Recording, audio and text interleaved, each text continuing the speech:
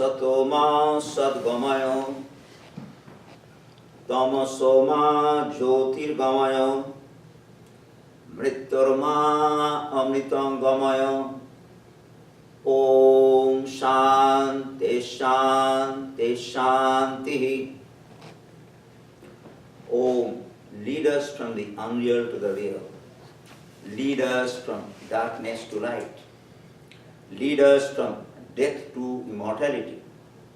Om, peace, peace, peace. The subject of my talk today is everlasting life. This talk is relevant to Easter. So let us recount about Easter.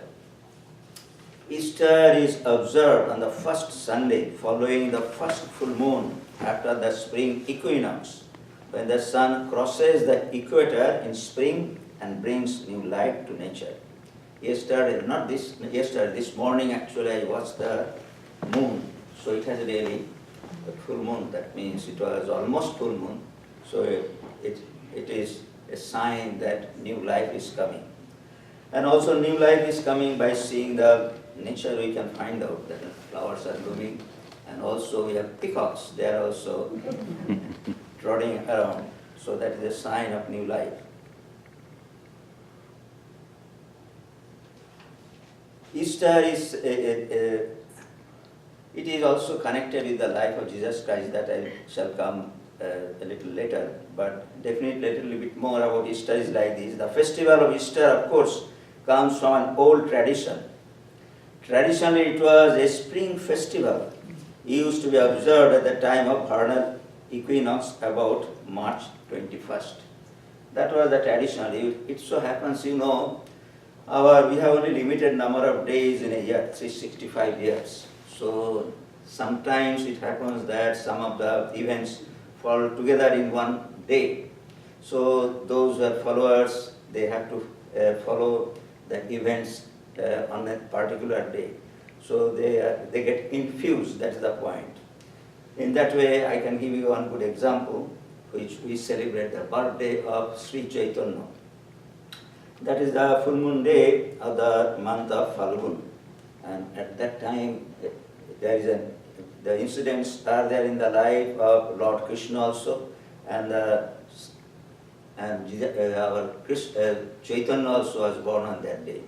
So they get infused, that means they get together, and in that way, in one day, both celebrations are celebrated. And if they are followers of different religion or different creed, so they follow their own celebrations. In that way it happens. So vernal equinox, this celebration of Easter used to be celebrated for a long time, even before the birth of Jesus Christ. The word Easter came from Esther, the name of Germanic goddess who was worshipped at a festival at the spring equinox. Latin aurora or Greek eos are both related to that name. Aurora and eos mean dawn. Easter and the direction east are derived from the same root, the direction of sunrise. So rising sun, that means something new is coming. And the Hindu tradition, as I told you, in Hindu tradition, the spring festival is celebrated on the full moon day of Falgun, that is approximately in February, March.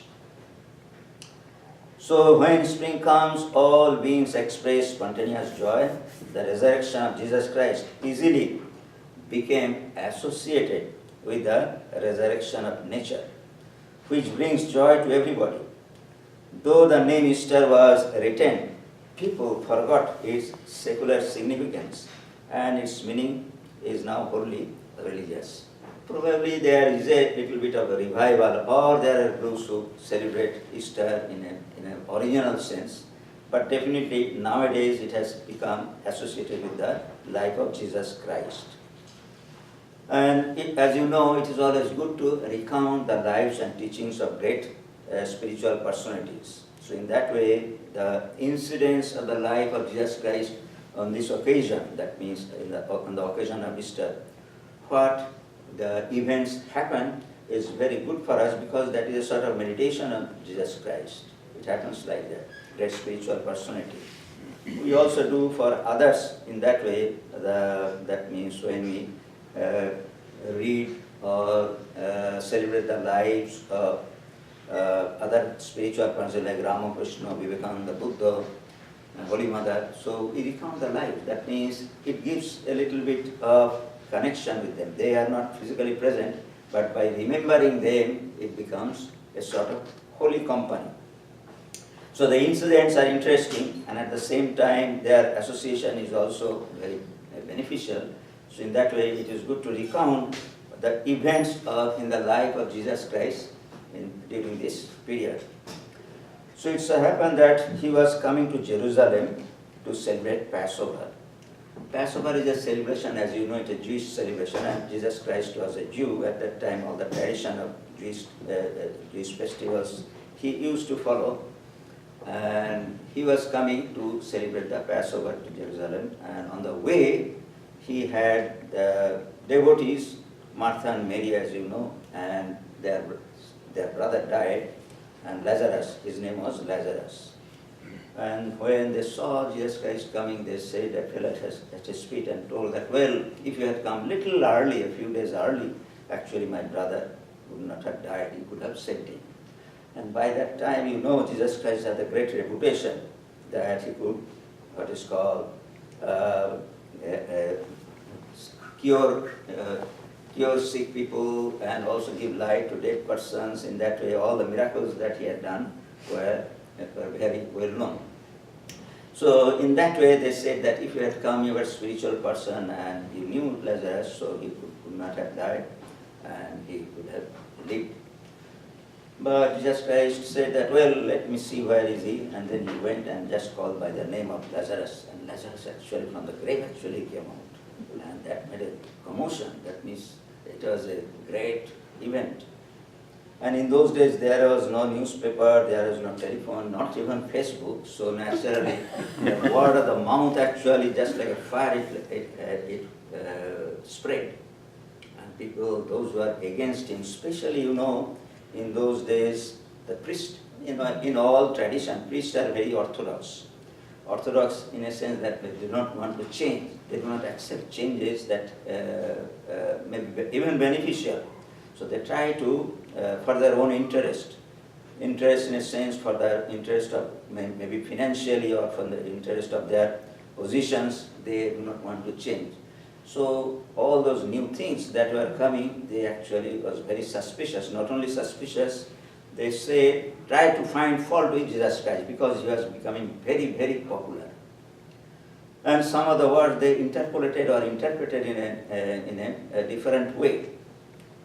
So they say that they thought that this person is becoming very popular and he's having a large following, and people are very much attracted, so they are trying to find a fault so that they can really get rid of him. That was the ultimate goal.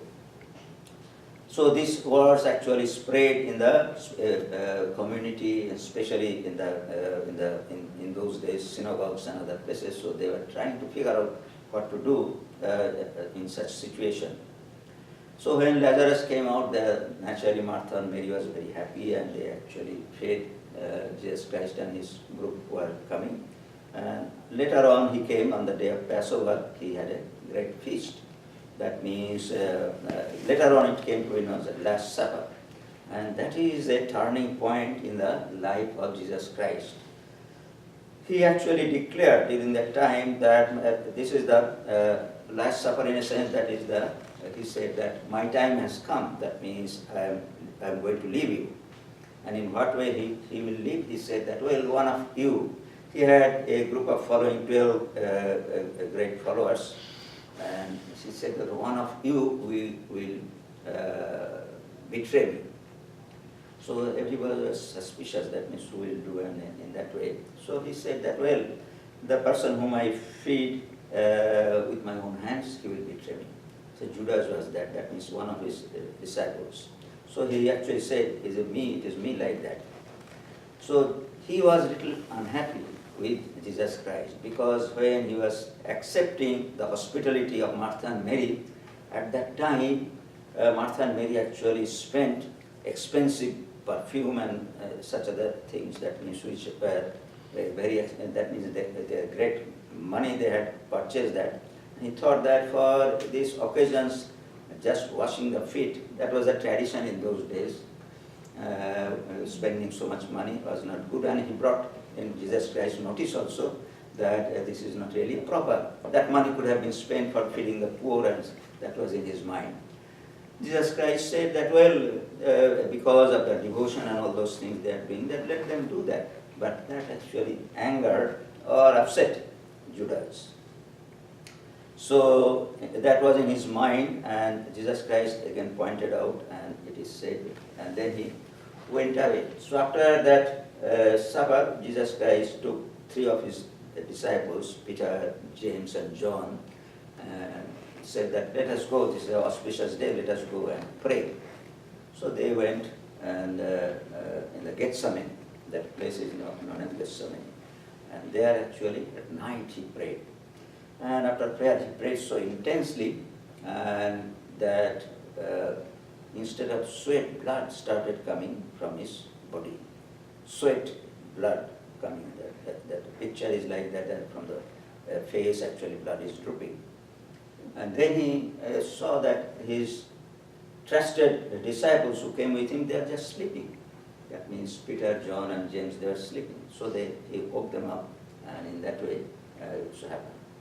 And at the back of this incident, it so happened that Judas actually went to the priest, that means Jewish priest, and said that, well, you want him to get rid of him, I can help him.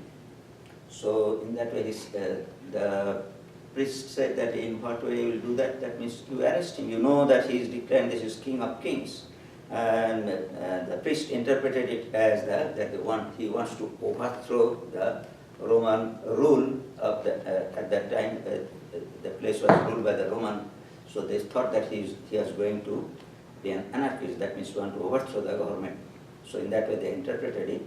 So they said that, well, if you can get him, if you can bring him to us, actually we can take him to the ruler, governor, and tell him that he is what is called a conspirator. That means he wants to overthrow the government. So the conspiracy was hatched in this way. So Judas said that if you give me some money, and I shall take you and give me some of your what is called people, and they can arrest him, and then they bring him in front of you, and you can double check. That means you can check whether he wants to say that he is King of Kings. That means he wants to overthrow the kingdom, and then you do whatever you like. That was the point. So the priests were very happy, and what he had wanted, he did. That means they gave 30 silver coins and said that, well, you do in this way. So the sentries were given, and sentries said that, well, how we shall know that in a congregation of if too many people are there, how we shall know who is Jesus Christ? Judas said that, well, I shall do something, that means I shall kiss the cheek of Jesus Christ when I meet him, and in that way you will be able to know that that person is Jesus Christ, and then you arrest him. So he went there, and then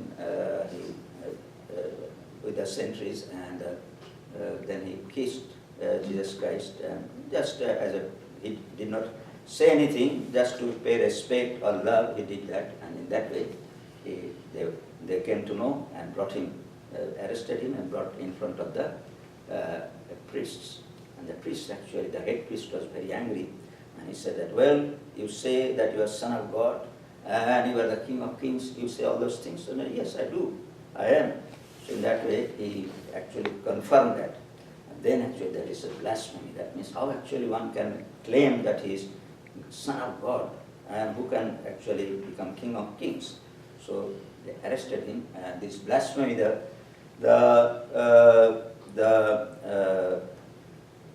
point is that they say that we actually cannot bring justice to this. So they brought to the real governor, that means was a Roman governor, in front of him, said that this person is claiming that he is king of kings. He wants to overthrow the Roman Empire. Not only that, he says he is son of God. These things are actually dangerous for people. And there was a large number of people following, and in that way king's court was there. And king actually, the governor actually understood that they are making something very, wants to get rid of him. He understood that, but he did not have any alternative. So he hatched some plan. He had some ideas, that means he gave some opportunity of getting the Christ, Jesus released. So what he did, he said that, well, did you say these things? So he said that, yes, I am king of kings and I am son of God, all those things he claimed. Then actually he said that, well, you see that the punishment for saying this is that you will die. That means you have to, you will be crucified. Then actually he gave another opportunity. He said that this person has done a crime which the punishment of which is death. But on this Passover day, I do some good things. That means I release one prisoner. So do you want that there is a prisoner, he is Barnabas, and also here is the person who is equivalent to that. That means he is really overthrowing, and so he deserves death sentence, as you know. So whom actually you want to be released? They said, let Barnabas be released. So ultimately, the governor did not have any option. So in those days, there was a custom that before saying the death sentence, they used to wash, the governor used to wash hand in water. So he washed the hands in water. Then actually he said that, well, I sentence you to death, that means you will be crucified. After that also he tried a little bit. That means he again tried, and ultimately it so happened that he had to be taken to the place where the crucifixion had to be done. So he was given the very heavy cross, and that was the way in those days the prisoners used to be executed. So there are other two thieves also with him, so they actually went to the Calvary, that is the place where actually the event had happened. So they carried, and on the way Jesus Christ, the frail body, so he fell down many times, but ultimately they reached there. And his people, that means sentries actually put the crosses, 3 crosses there, and Jesus Christ in the middle, and 2 thieves on the 2 sides. One of the thieves actually understood Jesus Christ, that means he was very much impressed by him, and he understood that he is really Son of God. So he told that, well, when you go to heaven, please take me with you. So he said that, yes, I assure you I shall do that. So when he was put into the cross, the custom was to, what is called, to poke into the chest. That's how the blood drips out, and ultimately because of the, what is called, dripping out of the blood, the body perishes, and in that way the sentries waited, and ultimately when they saw that he has died, they put him into a cave, a sort of grave which is really covered with a stone pits. So in that way, graves were dug, so they put into that. And then the priests were very happy. They were all along, they were chanting and cursing and all those things. And ultimately they came, they thought that, well, it may so happen that he has such a large following that people may come and remove the dead body and say, and there was a prediction, Jesus Christ had predicted that he will be born, he will come to life in 3 days. So now of course he has died, but they can really steal the body and take away, it may happen. So they requested the governor to put some sentries throughout the, what is called, as long as they wanted. So in that way the sentries were put there. And it so happened at night there was a grumbling sound into the, what is called, into that place. And it was something like earthquake. And the sentries actually got afraid. And then actually Jesus Christ came out, and that means as a full normal person, if you call it, and he appeared before them. So they were very much afraid and they fled. And in that way, he rose, as it is called, a resurrection as it is called. And in the morning, actually, one of the devotees, that means Martha or Mary, Mary Magdalene actually came and just to see what is happening and if there is any way, or maybe for prayer. He found that the grave is really empty. And she looked around, and in that way she found somebody walking there and asked that, have you seen him? But that was Jesus Christ himself in that ground, that garden, but she could not really recognize. So when she found the grave empty, she went back and told the disciples, that means, well, the grave is empty and Jesus is not there. So they all came and found that he is not really there. And ultimately, it so happened that then they came back and in their house they were thinking what to do. Then suddenly in the house Jesus Christ appeared and said that I am here with you. And they all, first actually they did not recognize him. Some of them recognized, some of them, one actually could not believe also. So in that way he appeared before them and said that I shall come back again to you. So as I had promised, I have come back, and again I shall come back to you. So after several days, it is said that on the bank of the Sea of Galilee, when they were catching fish, he came. That the situation was like this,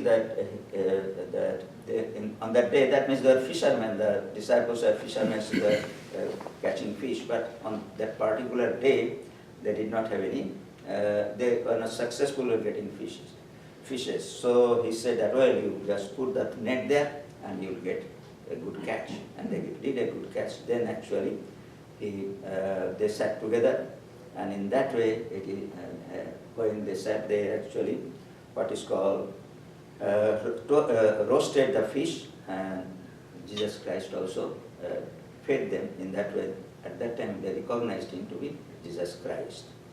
So all those stories are there, and ultimately it is said that one of them, as I told you, he did not believe, doubting Thomas as it is called. He actually doubted till the end, and Jesus Christ showed the hands, two hands, that means they are pierced, that means they are wounded. Then actually he came to believe. And at that time Jesus Christ, those who have seen me and believe, but those who have seen still believe, they are really great.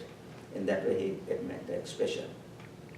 The point is that he had committed that after he is going away, that means after he had left the disciples, he gave the responsibility of spreading his message, that he has borne the burden of all the sins that are being committed or that will be committed by the humanity, and if they take a refuge in him or follow his teachings, they will be saved. That was the message that he wanted to be spread in the world. So they said that, the disciples said that, where is our power? He said that, yes, I shall send power to you. So it is said that when they were really meditating, suddenly there was from the sky some spiritual power came to them. That means in a noticeable way it came, and all of them were enlightened, if you call it in a today's language. That means they were lifted spiritually, and then they understood the message of Jesus Christ that they needed to spread. So in that way, this resurrection, that means his promise of coming back to life, is a great event in the history of Christianity. And the spreading of the message that he had, as the disciples, are still going on. As you know, that means Christians actually spread the message of Jesus Christ. If you take refuge in Jesus Christ, you will be saved. In that way, it is continually going on. So this is the story of Jesus Christ's life, and it is very unique in a sense that there are other great spiritual personalities also that we see, that we believe, especially in Vedanta, and they also lived their life and they also left their bodies. But they are, if we follow how they left their bodies, actually we can make a little bit comparison how actually the messages spread. So in the case of Ramo, we had the opportunity of celebrating Ramo's birthday last Sunday, and I had the opportunity of giving a talk also in the morning. So Rama actually left his body in this way. That means he went after he understood that my time has come. So that means the purpose for which he was born is over. Just to Ramrajya, as it is called, to establish the good administration, if you call it, in those days. So he had established that. Then he handed over his what is called rulership to his sons, and then actually he left his body. It is said that he went to take a bath in the river Saraju. Saraju is a tributary of Ganges.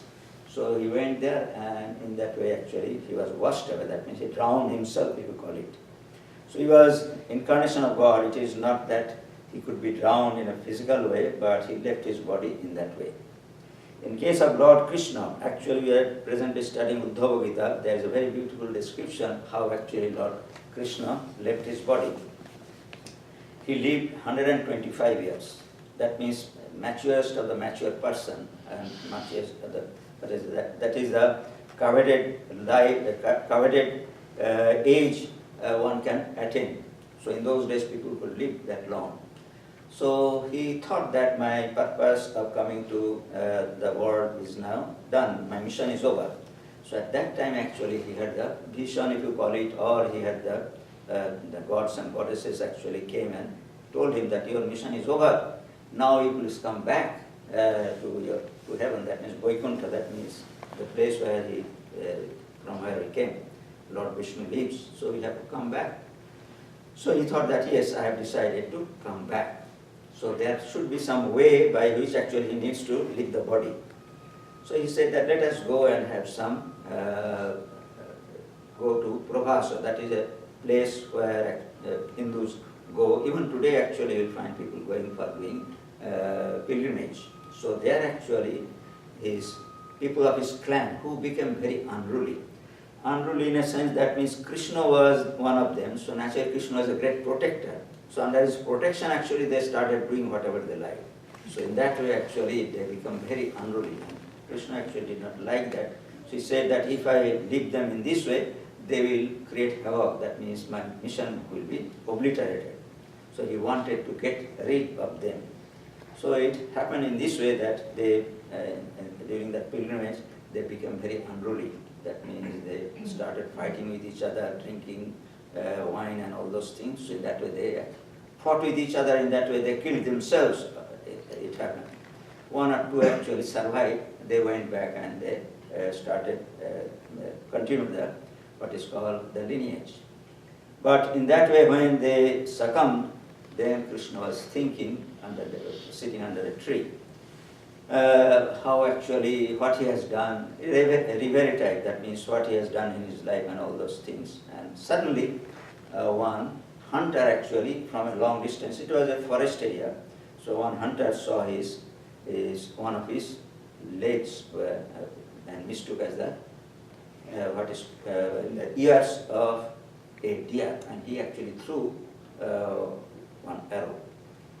And that arrow actually pierced him, and then the hunter came, and Krishna was quite conscious at that time. He said that, well, do not worry, my body has to, I have to leave my body, and you just help me in getting rid of my body. And he said that you will not be punished, and nobody will harm you, and not only that, you will come to me after you die. So in that way he assured him, and then he left his body, that means he died. So that place is there, that if you go to that area, the place where he left his body is still a place of pilgrimage, and many people go there. So this is the way actually Krishna left. That means he, of course we see, later on of course many spiritual personalities by doing spiritual practice had the vision of Rama, that is the vision of Krishna that they have done. But immediately we do not see that he had left a great following just to spread his message or something like that. Their messages were, their lives were their message. And during their life they have, what they have taught, that is their teaching. And in Buddha's life also we see that he also, he was at around the age of 80. He had attained the age of 80 and he was becoming frail. And he said that my time is almost coming, so he took a last pilgrimage or last, what is called, a sort of, he used to tour all over the North India. So he took the hospitality of a devotee. And that devotee actually fed something, he made something for, as food and for dinner. And Buddha actually ate a little bit of that. And then actually he said to that devotee that he should not feed. He just not only bury that food under the earth, because that was a little poisonous. He felt that it is not a good thing. And actually that caused him illness. Colitis or stomach ailment or whatever it may be, in that way acute problem was there. So he said to his attendant, Ananda, who was also a cousin of him, and throughout his life actually, he was very close to him. He told that, well, my time has come, you please make an arrangement, make a bed for me, I want to lie down. And in that way he lied down, and at that time it is said that one person from long distance came for some spiritual instruction. Anand was arguing with him that, yes, my master is now in deathbed. How actually you can, you can approach him now? How I can permit you to talk to him? Buddha actually overheard him and said that, Ananda, please allow him to come. So he came and Buddha actually solved his problem. That means he discussed whatever he did, and then actually he went away. And then actually he said, that means there were other few persons around him, that Atmadipo Bhava, that means be light to yourself. His teaching is like this, that means by working yourself actually you can attain to a highest realization, nirvana. He never claimed that it is reserved for a particular person. And it is not like this, that by worshipping me, Jesus Christ said that you just accept him. That means Christianity is said that just by accepting Jesus Christ, actually you will be saved. Buddha never said that. He said that, well, you work out. That means you do these spiritual practices. He has got his set instructions. By doing that, actually you will be able to realize your true nature. That means you will attain nirvana. See how the differences are there in the teachings of the great personalities. So in this way, we see that great personalities left their bodies and left their teachings. In case of Muhammad, he was the what is called founder of Islam. He actually left his body. He was ill actually. It is said in his life story. It is said that he died of fever, but it is not clear whether he had, at the time of death, he had left any instructions or something like that. And in the case of Chaitanya, as you see, that he rarely talked towards the end of his life. Rarely talked. But when there were some devotees used to discuss something, he used to do that. But his routine was very rigid. Every day, actually, he used to go to the temple of Jagannath Puri, where he lived for 18 years. And I used to come back. And in that way, he was spending his time. And one day, his fervor of spirituality, that means he was always in a high spiritual mood. He could not talk even. So in that way, actually, it is said that he went into the temple and wanted to embrace the image of Jagannath. And after that, actually, nobody knows what happened. That means they did not see him. This is one description. Another description is that he went on the bank of the, what is called the ocean. That means Puri is on the bank of the ocean, Bay of Bengal as it is called. And by seeing the color of the water of the ocean, he mistook or thought it is Yamuna. That means he wanted to cross that Yamuna. And in that way he jumped into the ocean and his body later on perished. And it is said that his dead body was later on found by a fisherman, and that was later on buried on the ground in the Puri. That place is also there. So these are the ways actually we see that, and Chaitanya actually throughout his life that he has said that chant the name of God. That is the way in this Kali Yuga that purifies the mind. Now, in case of Sri Ramakrishna also, we see that Sri Ramakrishna himself practiced all the paths of religion, and in that way, towards the end of his life, he entrusted. That means he was not a person of great strength, that means preaching and all those things, to a very limited person, those who came to him and discussed him in that way, get his teachings. That was useful, and during his time actually very few people were following him. But after him actually we see that he entrusted the spread of his knowledge or teachings to Swami Vivekananda. So it is said that one day when he was sick in Kasipur Garden House, suffering from throat cancer, he could not speak even. That means it was very painful for him to speak. At that time he said that, well, what I could not do, you have to do. In that way he entrusted Swami Vivekananda, Narendranath at that time, because they have not taken monastic vow during the time of Sri Ramakrishna. But Sri Ramakrishna had left all the things that needed to be done after his death with Narendranath. So he said that I give my all power to you. That means whatever I earn by doing spiritual practices, I pass it to you. And with that power actually you preach what I have taught to you. So then it is said that I have become a pauper after transferring all power. It is how it is done, we do not know, probably by mere wish actually, probably the power went into Narendranath, and he felt that yes, he had to fulfill the desire of his teacher. And he did, as we know, the later history will tell that he did that, what he had got from his Guru Sri Ramakrishna. So later on we see Sri Ramakrishna died of this throat cancer. That means at that time there is no cure. Even today there is not good cure for many cancer. So in that way, all the deaths of these personalities are there. And what is the bottom line? That means they themselves actually did not live forever. That means their bodies never lived. That means it is not possible even for these persons to have a body who will live forever. So we have to seek, find out how to be immortal. So that means how actually one can become mortal. So very easily we can understand that bodily it will not be possible to become immortal.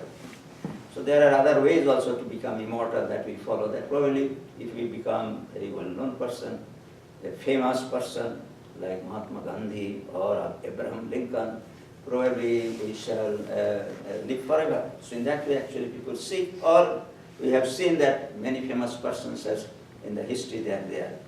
But the point is that definitely many persons may not be respected throughout their life, not only that after their lives also. That means when the things change, thought current changes and all those things, there is a possibility that they will not be remembered. That happens. I know, you know, simple thing, that means if you do a good work, probably a street will be named after you. That is possible. So this locality, Carmichael is there, so very few people will be able to remember that, oh, yeah, one Major Carmichael was there, he bought a large property here, so let us name the place in this way. Who remembers him nowadays? Nobody. So a few percent, or even his family people also will not be remembering. So there's a little scope, but not enormous scope. So the point is that we have to work for ourselves to become immortal. That is the point. That actually is a possibility that these spiritual personalities have left for us. So the point is like this, especially in the Vedanta we say that there are, in the ancient times, since ancient times it has been said that, well, you can become immortal by reaching the, discovering your true self, or by discovering what is called, what your real nature is, or by becoming one with the ultimate reality. So they have said, and the bottom line of the teachings of the great teachers also will find that you have to work for yourself, as Lord Buddha has said, Atmodipo Bhavo. That means you have to work out your own, what is called, salvation if you call it, or nirvana if you call it, or by doing spiritual practices. So in our ancient scriptures it has been said that Srinnanto Vishye Amitasya Putra Aed Hamani Dibbani Tostu Vedahometam Purusham Mahantam Aditya Varnam Tamasah Parastat.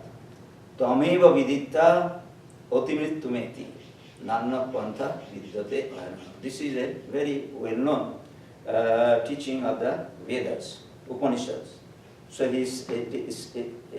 meaning is, hear, O children of immortality, even those who dwell in the celestial worlds. I have realized the great effulgent spirit beyond the darkness of ignorance. Knowing him alone does one overcome death and become immortal. There is no other way. So that is the way actually one can really become immortal. So immortality is like this, that means by name, fame, or whatever way actually you think that you can become immortal, that will be not lasting. And also you will not be able to figure out whether you have become immortal after passing away. Nobody knows what will happen after you have died. But by knowing this, what is called the true self, you yourself will be able to figure out that yes, you have reached the goal and you have become immortal. That means there is no immortality. What is immortality? Immortality simply is that you will not be born again, or you will not die again, whatever it may be, in whatever sense. If you are born, then you will die. So if you can get rid of these true problems or true events, if you call it, then actually you become immortal. But as it is today, you are born, that means we are all born, so naturally we have to die also. So if you can work out something that this being born again and again dying can be prevented, then actually it is the purpose of the life is served. That means you will get immortality. That means the birth will not be there, death will not. That means when death is not there, then you are really immortal. So that is the way that has been said, that we find the scriptures. Only by knowing your true self, you can become immortal. Then again in the scriptures it has been said, there are other ways also. It is not the only way, but other ways also are there. So Lord Krishna has said, Vasansi jirnani jatha vihayo navani grihnati naroparani tatha sharirani vihayo jirnannani sanjati navani dehi. So it is this, that we do not know whether we are born in the past and whether we will be born again in the future. It requires a little bit reflection that this cycle is really continuing. But often it is very difficult to get oneself impressed that this cycle is continuously going on. But once actually we get hold of this conception, then Lord Krishna is saying, even as a person casts off worn-out clothes and puts on others that are new, so the embodied self casts off worn-out bodies and enters into others that are new. So by the teachings of these great ones, we also can come to know that, well, this continuity is going on. So getting rid of this continuity is the immortality. That means in that way actually we can become immortal. In another place, another way also is there that has been said by Lord Krishna. Antokalecho mameva smaran mukta kalevaram yah prayati sa madhava yati nastatra samsara. And whoso at the time of death leaves his body remembering me alone and goes forth, he attains my being. Concerning there is no doubt. That means he says that he will come to me. Me means at that time Lord Krishna said he was alive. So it doesn't mean that he will come to me when I am alive, he will be one of my followers. It is not like this. That means he will come after death from where actually I have come. That means he will reach me. That means in the spiritual field actually he will attain me. So that is the way, simplest way. That means there is nothing simpler than this in the spiritual practice. That means you will never find, you will never be able to discover any other way by which actually one can have the liberation or that become immortal. The simplest way is this, that means is just at the time of death. You can remember God. That means these spiritual personalities who actually preached or showed the way of what is called immortality. Just remembering them, if you can leave the body, then actually you will become immortal. So that is the assurance that they have given, and probably in our lives also we shall see that many persons have done that in their in their lives. So on this occasion of Easter, which is a renewal of life from the point of view of nature and from the view of Jesus Christ's life, we see that there is a possibility of attainment of immortality. But we have to understand what actually is meant by immortality in the circumstances in which we live. Definitely those who have preached that themselves did not become immortal physically, so there must be some sense in the immortality which is different than physical immortality. So if we can really figure out that this is the way actually immortality works, that they have meant that this is the true immortality, then they have saved their ways, and if we follow them, so there is really a possibility of ourselves attainment of immortality.